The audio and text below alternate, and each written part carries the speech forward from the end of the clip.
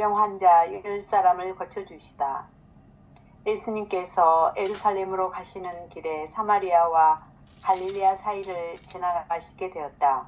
그분께서 어떤 마을에 들어가시는데 나병 환자 10사람이 그분께 마주왔다. 그들은 멀찍이 서서 소리를 높여 말하였다. 예수님, 스승님, 저희에게 자비를 베풀어 주십시오. 예수님께서는 그들을 보시고 가서 사제들에게 너희 몸을 보여라 하고 이르셨다. 그들이 가는 동안에 몸이 깨끗해졌다. 그들 가운데 한 사람이 병이 나은 것을 보고 큰 소리로 하느님을 찬양하며 돌아와 예수님의 발 앞에 엎드려 감사를 드렸다. 그는 사마리아 사람이었다. 그러자 예수님께서 말씀하셨다. 10사람이 깨끗해지지 않았느냐? 그런데 9은 어디에 있느냐? 이 외국인 말고는 아무도 하느님께 영광을 드리러 돌아오지 않았단 말이냐? 이어서 그에게 이르셨다. 일어나 가거라. 내 믿음이 너를 구원하였다. 아멘. 네. 루카복음 17장 11절에서 19절의 말씀은 치유와 감사가 주는 신앙을 우리가 함께 공부할 수 있을 것 같아요. 루카복음 17장 11절에서 19절에 이르는 이 말씀은 어떻게 시작을 하냐면 예수님께서 예루살렘으로 올라가시는 길에 사마리아와 갈릴리아 사이를 지나가게 되었는데 어떤 마을에 들어가다가 나병 환자 10사람을 만났다 라고 시작을 하고 있어요. 그러니까 그 배경은 예루살렘에서 어디? 예루살렘을 향하는 길목. 그래서 갈릴리아와 사마리아 사이 길을 가게 된. 그러니까 경계 지역을 간 거지요. 유대인과 이방인이라고 말하는 사마리아 사람들의 그 경계 마을을 지나게 되었다. 이렇게 출발하고 있어요. 지리적인 경계를 넘어가는 그 과정을 가지고 이제 얘기를 시작을 해요. 그러니까 10명의 나환자 얘기는 단순한 기적을 넘어서 시공간을 초월한 지금 여기 이 순간 살아계신 하느님의 현존을 발견하는 대단히 영성적인 여정의 정수를 담고 있는 글이라고 말할 수 있어요. 이 얘기는 예수 그리스도가 예루살렘으로 향하는 길인데 갈릴리아 사마리아의 경계지대에서 발생한 사건을 다루면서 이 지리적 경계를 뛰어넘어서 인간의 고통과 하느님의 자비가 만나는 영적 접점을 상징하고 있어요. 그러니까 이 복음서는 어떻게 지금 여기 살아계신 하느님의 현존이 드러나는가 하는 사건을 보여주고 있어. 그러니까 실제로 갈릴리아와 사마리아의 경계, 구체적으로 국경이라고 말할 수 없는, 국경이라고 꼭 지어 말할 수는 없지만 그 경계, 마을 경계를 지나가고 있다는 거예요. 그런데 실제로는 유대인과 사마리아 사이에는 너무 큰 골이 있잖아요. 경계가 너무 크잖아요. 유대인들은 사마리아 사람들을 사람 취급도 안 했어. 그러니까 근본적으로 유대인들과 나병 환자 사이의 경계가 워낙 심했단 말이지. 그런데 그 경계에 누가 지나가냐면 10명의 나병 환자가 지나간다는 거예요. 그런데 나병 환자는 사실은 갈릴리아 사람, 유대인이나 사마리아 사람 모두가 나병 환자를 경계해. 어떻게 경계해? 나병 환자는 스스로가 나는 부정하다, 나는 부정하다, 나는 부정하다, 나는 부정하다 이렇게 소리치고 돌아다녀야 돼. 그러면 사람들이 그들을 피해서 지내가게 되는 거거든. 그러니까 정상인과 나병 환자의 사이에 경계도 아주 심한 사건이죠. 그러니까 갈릴레아 사람과 유대인들의 경계도 심하지만 몸을 중심으로 해서 보면 정상인 육체를 가진 사람과 나병 환자 사이에 또 경계가 얼마나 심한지 몰라잉.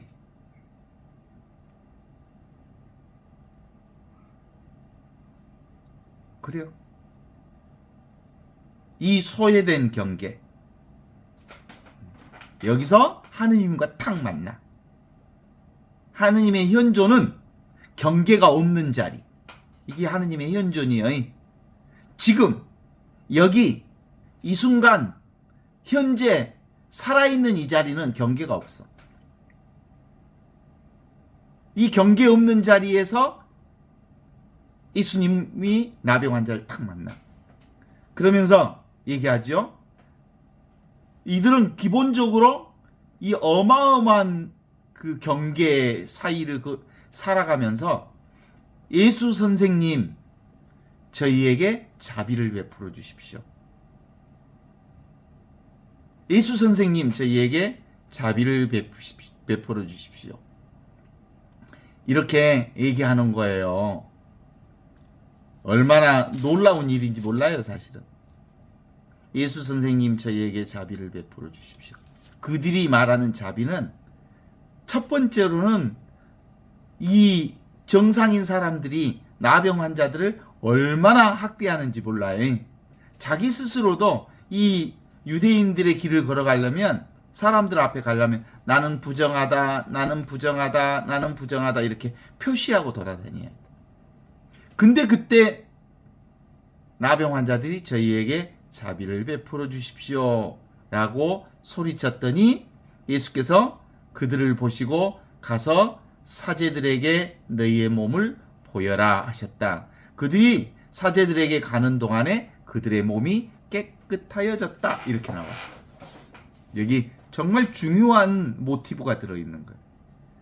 우리 인간은 처음부터 끝까지 나누기 인생 살잖아요. 너하고 나하고는 달라야. 남자하고 여자하고는 달라야. 서울대 법대 나온 친구들하고 중앙대 나온 애기들하고는 급이 달라야. 응? 기득권 카르텔의 눈에서 보면 너희들은 천민들이어야. 우리는 서울대 법대 성골이어야. 너희는 진골도 아니고 불가촉 천민들이어야. 불가촉 천민이 처음에 노무현이가 천민이 대통령이 되다니 도무지 너는 우리가 인정할 수가 없어. 그랬더니 최근에는 초등학교, 중고등학교도 학교도 제대로 안 나온 사람이 대통령이 되어버렸어. 그러니까 불가촉 천민보다 더 천민을 대통령으로 뽑아놔서 자기들은 그들을 인정할 수가 없대. 이렇게 인간의 생각이 나누어 놓은 이 경계. 그러니까 사마리아 사람과 유대인과의 경계, 남자와 여자의 경계, 그리고 지금에 와서는 이렇게 기득권 카르텔의 경계. 그런데 예수님 당시에서는 그 어마어마한 경계를 누가 체험하고 살았겠어? 나병 환자들이. 나는 부정하다, 부정하다 그렇게 말하지 않고는 그 길을 걸어갈 수 없는 과정에서 현재 존재하시는 이 그리스도를 만나면서 주님 자비를 베풀어 주십시오 라고 말하니까 너희의 모습을 사제들에게 보여라 이렇게 얘기합니다. 그 근본적으로는 너희들은 있는 그대로 너희들도 사실상 온전한 존재다. 경계 없음을 선포한 거예요. 그리고 그들이 사제에게 가는 동안 나병이 깨끗이 나아졌다. 이게 근본적으로 아주 중요한 포인트예요. 길을 가는 과정에 하느님의 현존을 요청하는 영혼의 길이 깨끗해졌다.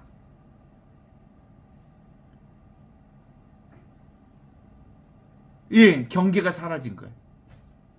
현존은 경계가 없는 거예요. 경계가 없는 자리에서 온전한 치유가 일어난 거지. 그 중에 한 사람은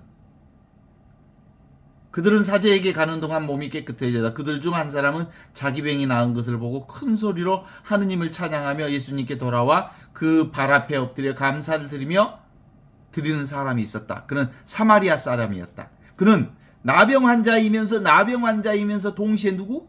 사마리아 사람이었어.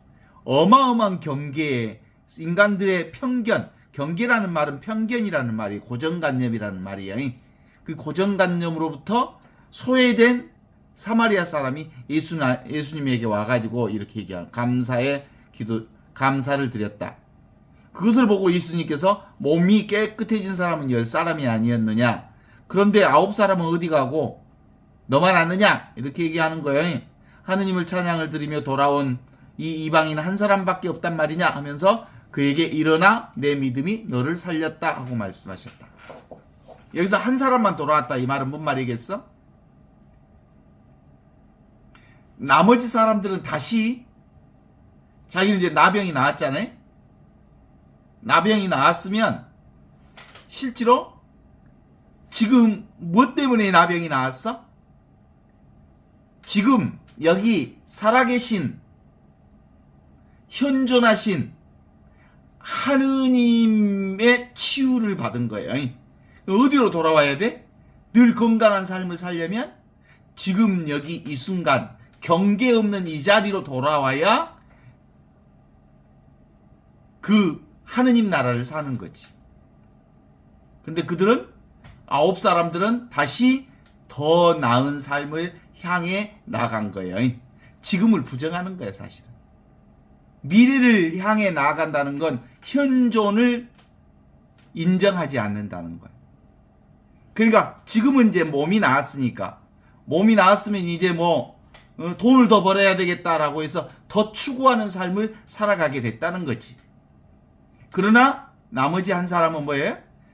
다시 예수님에게 돌아왔다. 지금 여기 눈앞에 현존 살아계신 그리스도에게로 돌아왔다라는 것으로 우리가 볼 수 있죠.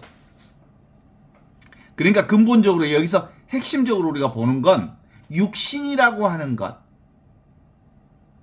이 나병 육신이라고 하는 것, 이게 사람들 사이에 얼마나 그 무서운 병처럼 인간 생각들이 이렇게 고정관념으로 쌓여 있어요.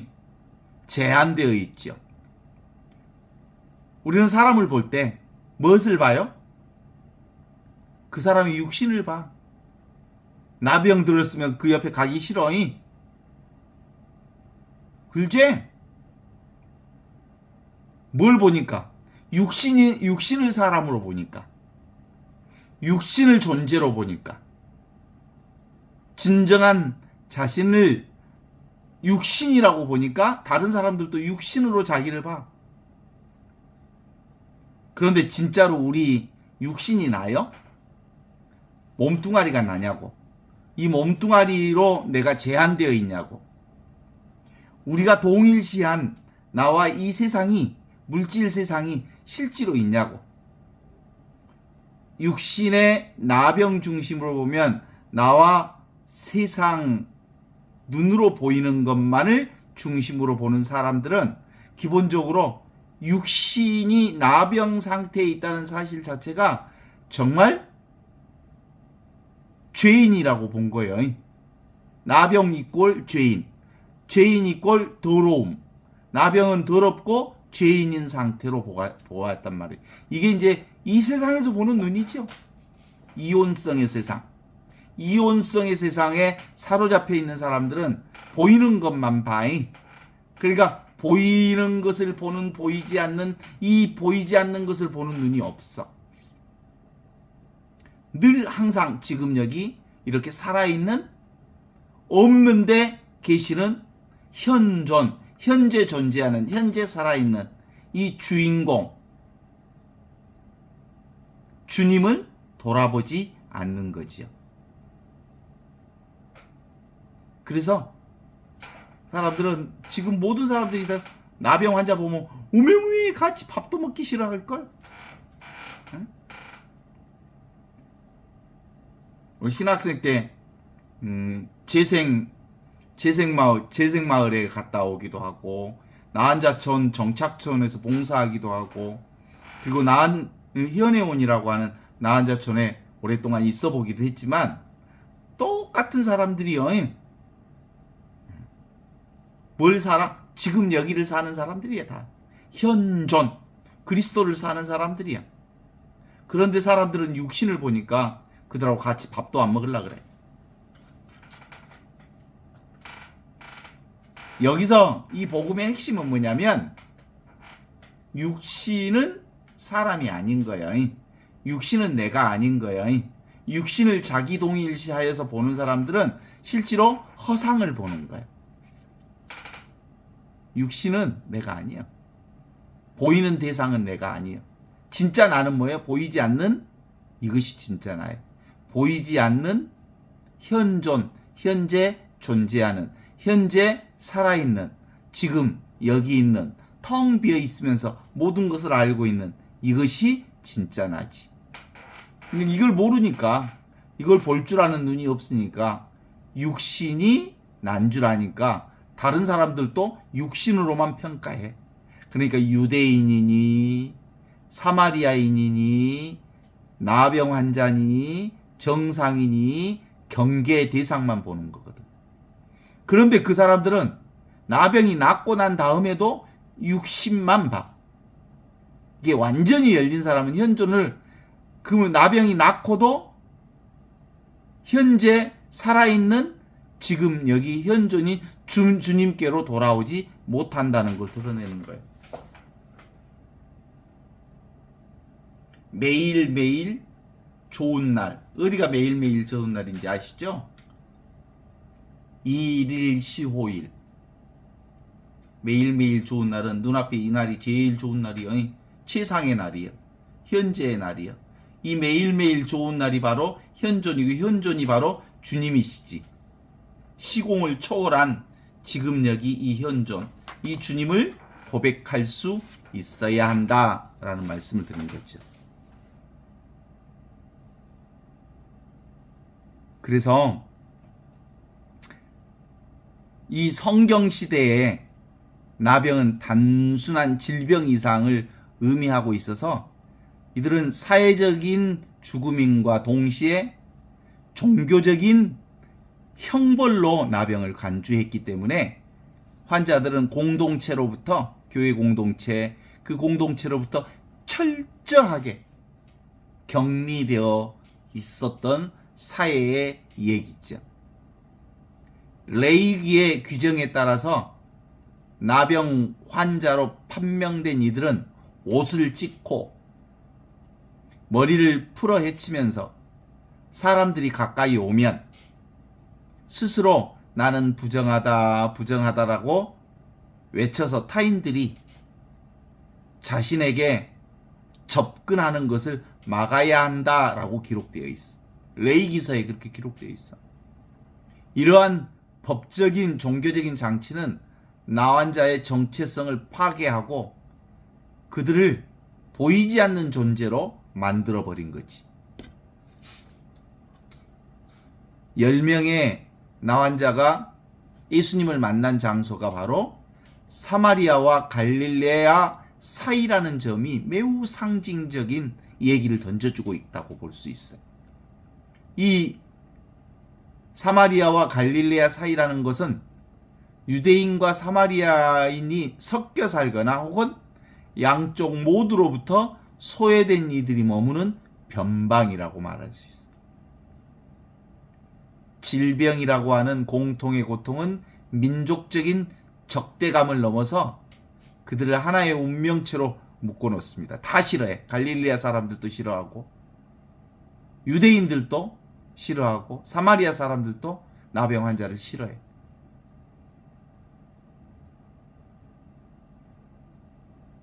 그래서 그들은 나병 환자들은 너무너무 온통해서 예수님을 보자마자 예수 선생님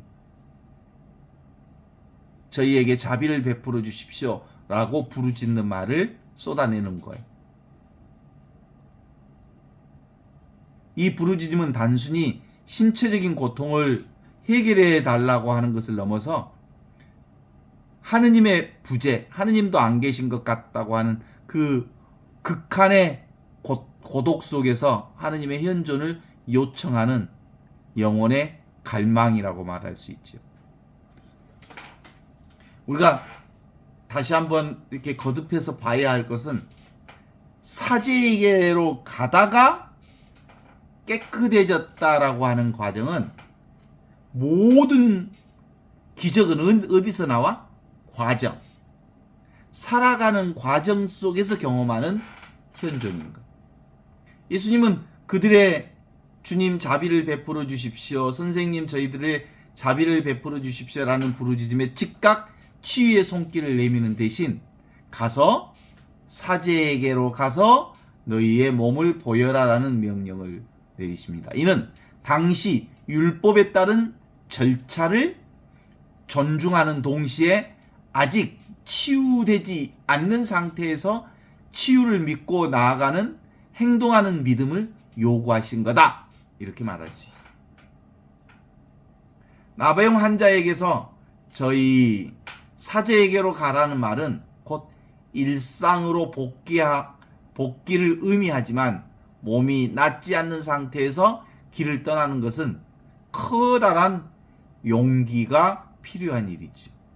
예수님의 말씀을 믿고 그들은 자신들이 몸을 사제에게로 보러 가려고 하는 건 현존에 대한 믿음이 없는 사람은 할 수가 없는 일이잖아요.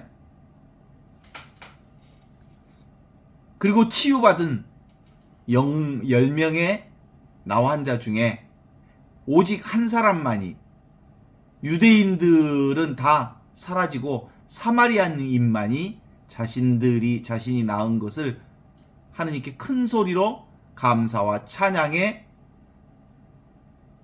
반응을 보이죠. 나머지 9은 행방에 대해서 성경은 구체적으로 언급하지 않지만 그들은 아마도 사제에게 몸을 보이고 가족들에게 돌아간 그 당연한 절차를 받았을 거라고 예측할 수 있어요. 그들에게 치유는 과거의 고통에서 벗어난 미래의 안정된 사회 속으로 들어가기 위한 수단이었을 가능성이 커요. 그런데 나머지 한 사람은 오직 현존만이 자신을 유일하게 살려주신 주님이 바로 현존, 지금 살아있는 주님이 여기 계시다는 걸 알게 된 거죠. 지금 이 순간 자신에게 이러한 치유가 누구로부터 일어났는지 즉각적으로 알아차렸습니다. 그는 자신의 치유된 몸을 보고 곧장 예수님 발치에 엎드려서 감사를 드립니다. 여기서 보고라고 하는 행위는 단순한 시각적인 인지를 넘어서 일상 속에 숨어 계시는 하느님의 손길을 발견하는 영적인 통찰력을 의미할 수 있어요. 그는 사제에게 가서 율법적 의무보다 생명의 근원이신 예수 그리스도 앞에, 현존하신 그분 앞에 영적 우선순위를 선택한 거라고 말할 수 있죠.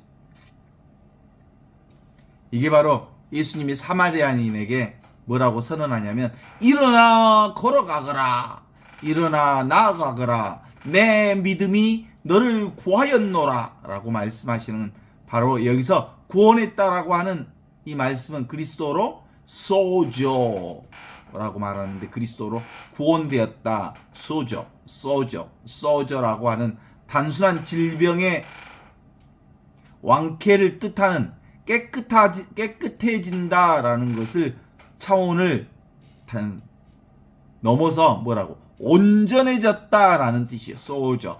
온전해졌다. 구원받았다. 하느님 나라에 들어갔다라는 뜻으로 소조. 라고 얘기합니다. 단순한 질병의 완쾌를 뜻하는 깨끗해지다라는 뜻보다 더 한참 높인 소조라는 말을 쓴 건 너는 완전히 구원됐다, 온전해졌다, 완벽해졌다, 깨끗해졌다, 사회생활이 온전해졌다, 이렇게 표현할 수 있지요. 10명 모두가 육체적으로는 깨끗해졌지만 오직 감사를 위해 돌아온 이 한 사람만이 온전한 구원을 받았다, 이렇게 볼 수 있지 않습니까? 그러니까 우리의 온전한 구원은 결국은 어디에 있어요? 지금 여기 이 순간 살아있음을 믿는 것, 지금 여기 현재 존재하는 그리스도를 믿는 것, 그것에 구원이 확인되어지는 거죠. 그러니까 이 감사가 단순히 예의 바른 행동이 아니라 인간을 하느님과 살아있는 관계 속으로 이끌어가는 결정적인 열쇠임을 보여줍니다. 현존만이 온전한 구원이다.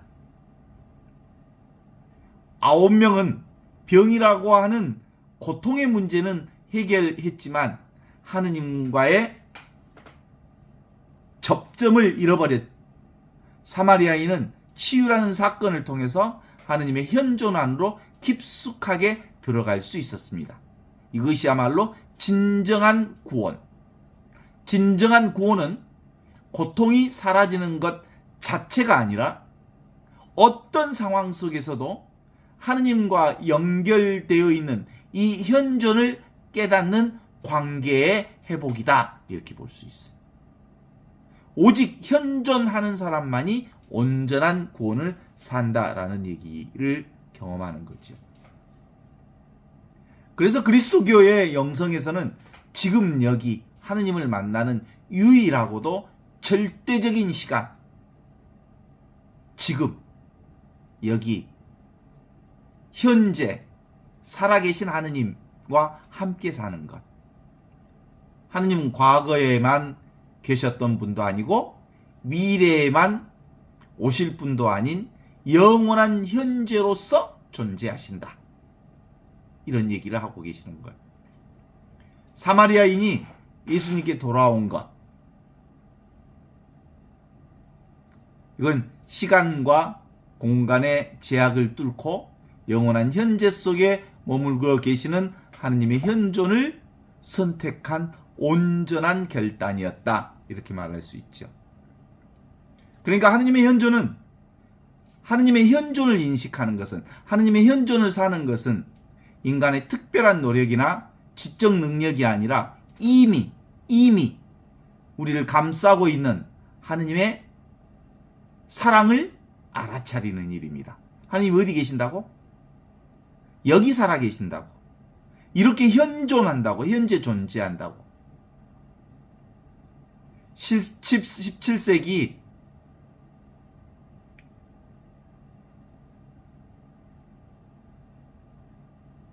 깔멜 수도자 로렌스, 불란서 말로 로랑 형제 수사는 부엌에서 설거지하거나 신발을 수선하는 일상의 가장 미천한 순간에도 하느님의 현존을 산 것처럼, 그에 따르는 하느님은 성전의 제단 위에만이 아니라 우리가 숨쉬고 있는 모든 순간에 우리보다 더 가까이 계신다는 것을 경험한 분이었습니다. 그런 것처럼 나병 환자가 길을 가다가 치유를 경험한 것처럼 하느님의 현존은 특별한 장소가 아니라 우리의 일상적인 걷기와 일상적인 삶, 현장 속에서 늘 존재하시고 살아계시고 함께하시는 임마누엘 하느님이 현존이시다, 이렇게 볼 수 있죠. 나병 환자들의 얘기는 근본적으로 고통이 하느님의 현존의 장애물이 절대 아니다.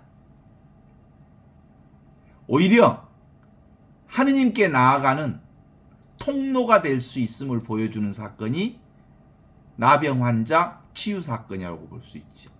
극심한 고통과 소외 속에서 그들은 자신의 무력감을 인정했고 그 빈자리에서 하느님의 자비를 청했습니다. 선생님, 저희에게 자비를 베풀어 주십시오.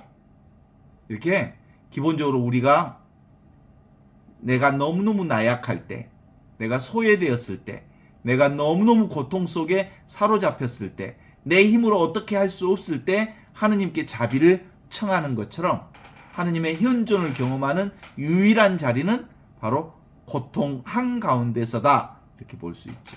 고통은 인간의 거짓된 껍데기를 깨뜨리고 있는 그대로의 자신의 모습을 하느님 앞에 보게 되죠. 시편 저자들이 고통 속에서 하느님께 원망과 탄식을 쏟아냈던 것처럼 정직하게 자신의 아픔을 드러내는 것은 하느님의 현존 안으로 들어가는 가장 안전한 장치다. 이렇게 말할 수 있어요.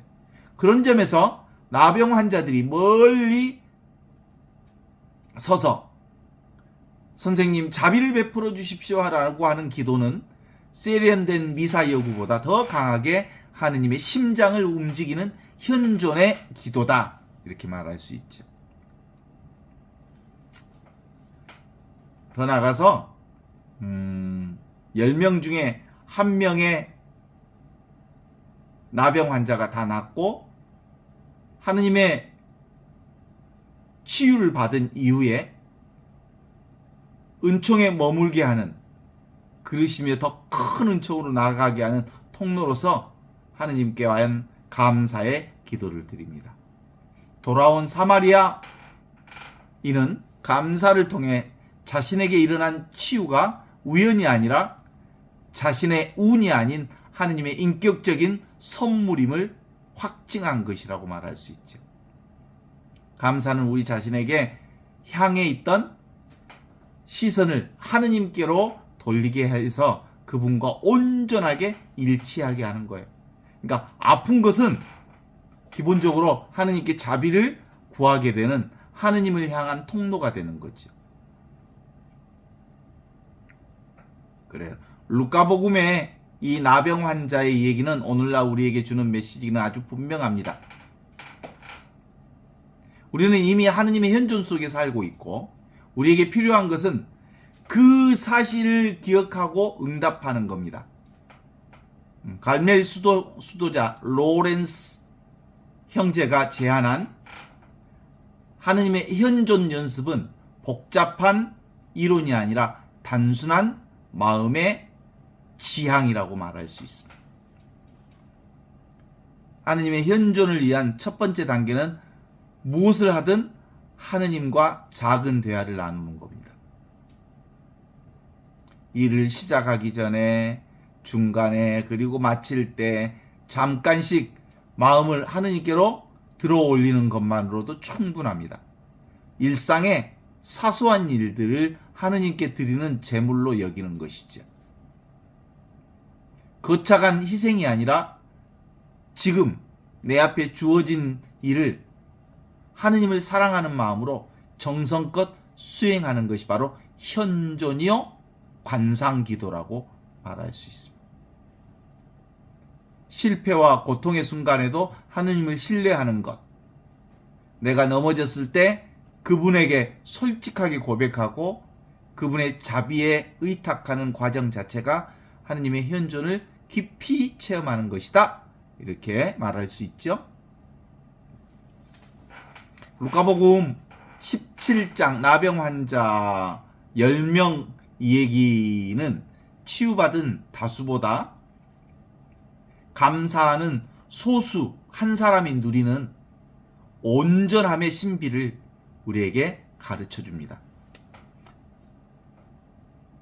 하느님의 현존은 우리가 도달해야 할 먼 미래의 보상이 아니라 지금 여기 이 순간 살아있는 하느님의 숨결을, 그리고 그 기쁨 속에 이미 스며들어 있는 하느님의 신비를 경험하는 겁니다.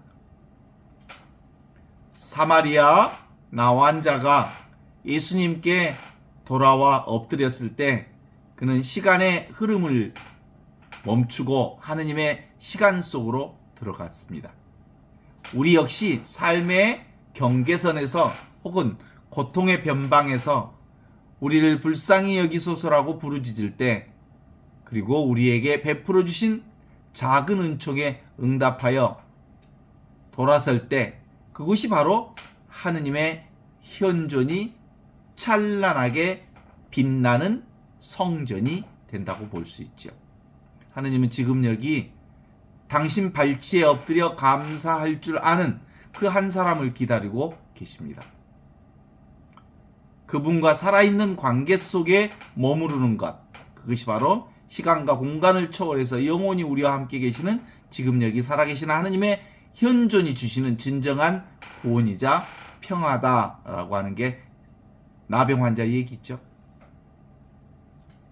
기본적으로 성탄절을 맞이했어요. 우리는 성탄절의 아기 예수의 탄생, 그건 동방박사가 세 사람들이 맨 처음에 헤롯 궁전이라고 하는 곳에 메시아가 탄생한다라고 하는 선입견 또는 고정관념에 사로잡혀 있었던 거죠.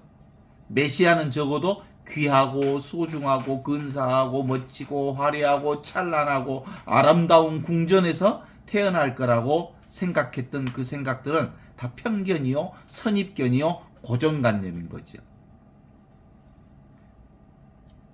현존은 특별한 곳에 드러나 있지 않습니다. 하느님은 늘 항상 언제나 지금 여기 눈앞에 이와 같이 살아계신 주님이 계십니다. 지금 여기 있는 그대로, 지금 이대로 생주이멸, 성주개공, 생멸변화하는 세상 그대로가 하느님의 현존을 드러내는 곳이다. 그러니까 이 세상이 곧 뭐예요? 그리스도가 살아있는 곳이요. 동의하시오. 그러니까 지금 여기 이 보고 있는 현존, 이 현존은 나와 세상이라고 하는 이 세상에 펼쳐져 있는 거예요. 나툰다고 그래요. 이렇게 펼쳐진다, 나툰다. 누가? 이 주님이 세상에 나투어 있는 게 세상이에요. 세상. 펼쳐져 있어. 주님이 이 세상에 펼쳐져 있다고. 하느님이 이 세상에 펼쳐져 있다고. 하느님이 이 세상에 이렇게 드러나 있다고. 이게 진리예요, 진리. 지금 여기 이 순간 현존에 각성한 사람들은, 이 현존에 눈을 뜬 사람들은 내가 보는 모든 것이 다 하느님의 영광인 줄 안다. 무엇에 있는 사람만 그게 가능해? 현존하는. 현존이 뭐예요? 본래 순수하고 본래 고요하고 본래 밝은 빛을 가진 자만이 현존할 수 있는 거야. 그렇습니다. 우리가 오늘 아침에 잠자고 일어나서 세상을 경험했다는 거예요. 경험한 모든 세상이 바로 이 주님의 세상을 경험한 거예요. 그러니까 메시아가 어디 헤롯 궁전에 있는 게 아니란게, 스페셜한 공간에 있는 게 아니라니까, 지금 내 눈앞에 계신다니까. 그래서 그 불교에서 삼조 승찬이 이렇게 얘기해요. 지도문안 유염간택 단막징의 통연맨벽이라. 우리가 내 생각만 딱 내려놓으면 온 천하가 다 하느님으로 가득 차 있다. 하느님의 영광으로 가득 차 있다라는 걸 드러내고 있는 얘기들이죠. 원래 인간의 자아는 존재하지 않는 거거든요. 나중에 만들어진 거지. 그죠?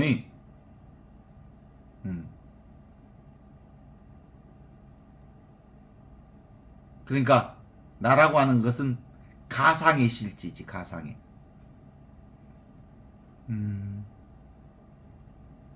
우리가 아프고 고통스러운 것 실제해요, 그게? 생각, 의식으로 나는 괴롭다 하는 거지. 그래서 실제로는 우리의 본성은 늘 매일매일 좋은 날, 매일매일 좋은 주님과 함께 있는 날이거든요. 이 주님이 펼치는 세상을 우리가 경험하고 있는 거죠. 근데 영적인 사기꾼들의 특성이 있어. 영적인 사기꾼들은 막 축복을 준다 그래. 축복이 뭐 어디 물건이 그냥 축복을 준다 그래. 축복은 이미 있어. 하느님 나라는 이미 있는 거야. 그래서 영적 물질주의에 가까운 것처럼 이게 사랑을 충만히 너한테 줄게. 그래. 사랑을 줄 수 있어? 진정한 의미의 영적인 스승들은 네 안에 원래 있는 축복을 네가 경험하라. 이렇게 가르치는 거야. 내가 너한테 축복을 주는 일은 없다. 원래 너는 축복이요. 원래 너는 진리요. 원래 너는 자비 그 자체다. 라고 말하는 게 진정한 의미의 스승이라고 말할 수 있죠. 오직 지금 여기 현존하시는, 현재 존재하시는 주님만이 이 세상에 온전한 하느님의 영광을 나툰다, 펼쳐내고 있다라고 볼 수 있으니까 내 눈앞에 펼쳐지는 온갖 세상은 바로 주님이 드러낸 세상이에요.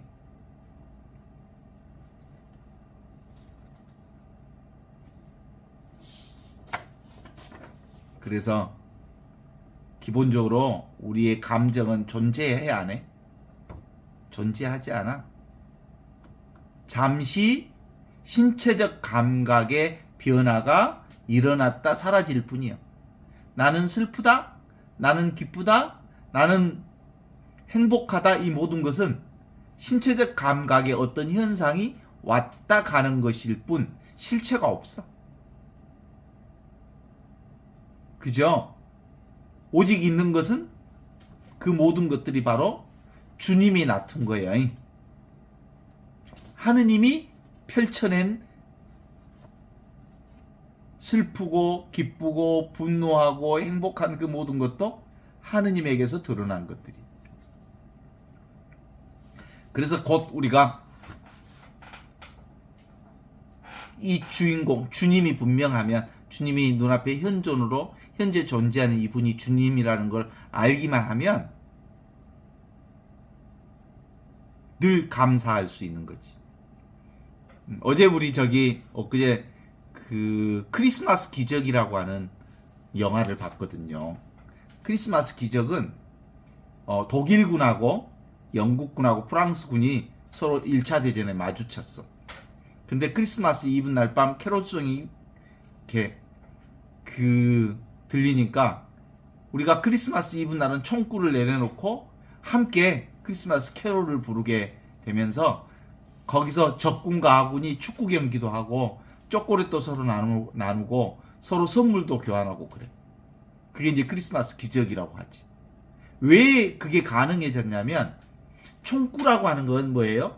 상대방을 향해 총구를 기울이고 있는 거잖아요. 우리의 시선이 어디에 있어? 밖에가 있어. 근데 총구를 내려놨어. 총을 내려놨다는 말은 우리의 의식을 적에다가 두지 않고 어디에다가 자기 자신을 보기 시작한 거예요. 자기 자신을 보기 시작하니까 상대가 보이기 시작하고, 상대가 보이기 시작하니까 서로 교류하기 시작하고, 서로 교류하기 시작하면서 현존하게 된 거예요. 그게 바로 크리스마스 기적이 만들어낸 현상이었거든요. 그래요. 지금 여기서 순수한 의식으로, 순수 고요로, 순수한 빛으로 지금 여기서 우리의 부모님을, 돌아가신 부모님을 한번 떠올려 봐요. 눈앞에 떠올려지지요? 어디서 떠올려져요? 눈앞에서 떠올려지잖아요? 그 순수 빛이 눈앞에 부모님을 떠올리는 거예요. 윤석열이를 떠올려 봐요, 그 자리. 재판받고 초치해서 흰머리 난 윤석열이 눈앞에 떠올리죠? 요즘에 국힘의 이해운이를 기획재정부 장관으로 발탁한 이재명이를 한번 떠올려봐요. 그 이해운이라고 하는 기획예산처 장관을 한번 떠올려봐요. 어디서 떠올라요? 눈앞에서 떠올리죠? 바로 이 눈앞이 바로 주님이 계신 곳이고 이것이 현재 존재하는 그리스도가 존재하는 곳이 그 현존이 바로 주님이에요. 주님. 이 순수 빛으로 온갖 세상을 비추어 보는 거예요. 이 마음이 바로 주님이시고 이 대야로 보면 지금 여기 이 세상 모든 것들은 여기서 펼쳐내는 꿈에 불과한 거죠. 기본적으로 육체, 나병 환자이거나 건강한 몸이거나 이 육체가 나라고 생각하는 순간 우리는 육체 중심으로 보이는 것 중심으로 세상을 보게 돼. 보이는 것을 보는 것이 나지 보이는 것은 내가 아니에요. 육체도 내가 아니에요. 보이는 것은. 보이는 세상도 내가 아니에요. 보고 있는 이것이 진짜라지. 근데 이 보고 있는 것은 실제로는 보이지도 않고 들리지도 않고 느끼지도 않고 경험되지도 않지만 이 보이지도 들리지도 느끼지도 경험되지 않는 이것이 온갖 것을 다 보고 듣고 느끼고 경험하는 이것을 뭐라고 해? 주인이라 그래. 이게 진짜 참 주인. 그런데 이 주인이 어떻게 돼 있어? 허공처럼 돼 있어. 그래서 주인인데 공이야. 그래서 주인공이라 그래. 주인은 늘 허공이야. 허공. 우리의 참된 주인은 눈앞에 이 허공이 주인이야. 그래서 이분을 뭐라고? 주님이라고 불러. 현존을 주님이라고 부르는 거거든. 그래서 이 주님은 잡을 수 없어. 볼 수도 없고 느낄 수도 없고 경험할 수도 없어. 그런데 이 주님이 모든 것을 보고 듣고 느끼고 알 수 있도록 모든 것을 펼쳐내고 모든 것을 놔두는 이거라고 할지. 그래요. 그러니까 결국은 이 과거와 미래라고 하는 건 사실상 기억 속에 있는 거예요. 과거가 있으면 과거를 근거로 해서 미래를 연결시킨 생각일 뿐이지. 자기의식이 만들어낸 생각이 과거나 미래는 없어. 진짜 나의 경험은 진짜 나는 언제 드러나? 아프고 힘들 때 내가 드러나. 아프고 힘들면 내가 있는 줄 알아. 건강할 때는 내가 있는 줄도 몰라. 건강할 때. 내가 없는 것 같아. 그런데도 잘 살아, 건강할 때는. 근데 아플 때 비로소, 내가 아프구나라는 걸 알아. 그래서 우리가 내가 없을 때 소통이 잘 되거든요. 나에 집착하면 다른 사람과 소통이 잘 안 돼. 기본적으로 우리의 육체는 생각과 감정으로 구성되어 있는 거거든요. 생각하니까 육체가 있고 느끼니까 육체가 있는 거예요. 그런데 실제로는 생각과 감정으로 육체를 만들기는 하지만 육체라고 하는 건 실제로 일어났다 사라지는 상에 불과한 거지. 그래서 우리의 10계명 중에 가장 첫 번째 계명은 우상을 숭배하지 말라 하는 거예요. 상을 세우지 말라. 이름을 붙이지 말라. 생각이나 언어나 경험으로 무엇을 잡지 말라. 그런 거지. 그게 바로 판단 중지. 상을 내려놓고 생각을 내려놓고 그러면 비로소 안식의 경험을 누릴 수 있죠. 1차 세계대전에서의 크리스마스 기적도 근본적으로 총구를 내려놓았을 때 비로소 나도 보이고 너도 보이고 서로 나눔이 이루어질 수 있었던 것도 우리가 나를 만나는 유일한 방법은 뭐예요? 판단 중지, 생각 중지. 그러면 온통 다 하느님의 사랑으로 가득 차 있는 것을 알게 되는 거거든요. 그게 그래서 지금 여기 이 현존만이 온전한 우리의 주님이시다. 이렇게 고백할 수 있죠. 요한복음에 말씀이 사람이 되시어 우리 가운데 오셨으니 그분이 바로 예수 그리스도이시다. 이렇게 말씀하시잖아요. 이게 바로 성탄절의 아주 중요한 축복이죠. 말씀이 사람이 되시어 안 보이는 것이 보이는 것으로 왔다, 이런 뜻이죠. 그게 성탄이에요. 성탄. 안 보이는 하느님이 보이는 세상에 드러났다, 이런 거죠. 그러니까 보이는 세상 전체가 뭐야? 아기 예수야. 응? 그러니까 아기 예수를 따로 보는 것이 있는 줄 알지? 눈에 보이는 모두가 다 하느님의 영광을 드러내는 아기 예수라니까? 사람들은 현존을 경험하지 못하면 성당에서만 아기 예수 구유 누여 있는 거기가 아기 예수가 있는 줄 알아. 눈앞에 모든 것이 아기 예수요. 하느님의 영광을 드러내는 거예요. 보이는 모든 것들이 하느님을 드러내는 성탄이요, 성탄. 현존이 바로 성탄이고, 현존이 바로 주님이고, 현존이 바로 영원한 생명이고, 영원한 생명이 현존으로 드러나는 거지. 참, 우리의 요즘 이제 앞으로의 우리 젊은이들의 세상뿐만 아니라 세상은 이제 마약이라고 하는 것이 일상화될 거예요. 마약을 너무너무 좋아할 거예요. 사람들이 육신을 자기라고 생각하는 사람들이 많아지면 많아질수록 이 육신의 상태를 변화를 주고 싶은 거예요.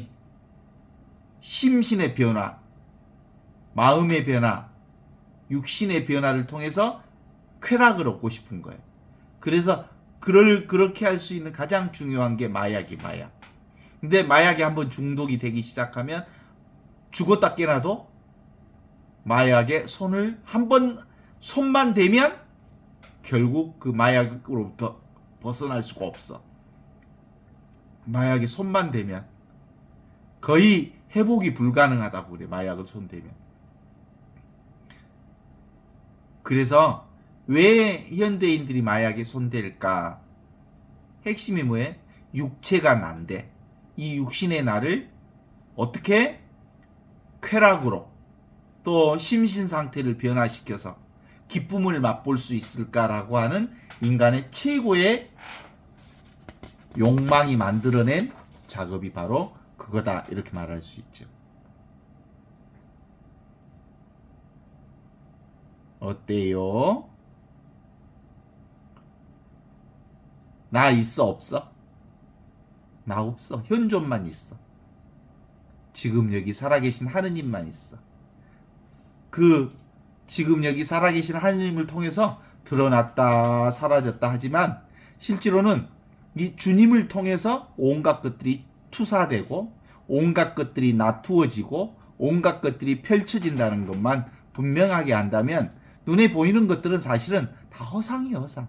몸뚱아리도 허상이고 생각도 허상이고 나도 허상이고 너도 허상이고 세상도 허상이고 눈에 보이는 것들은 다 허상이에요.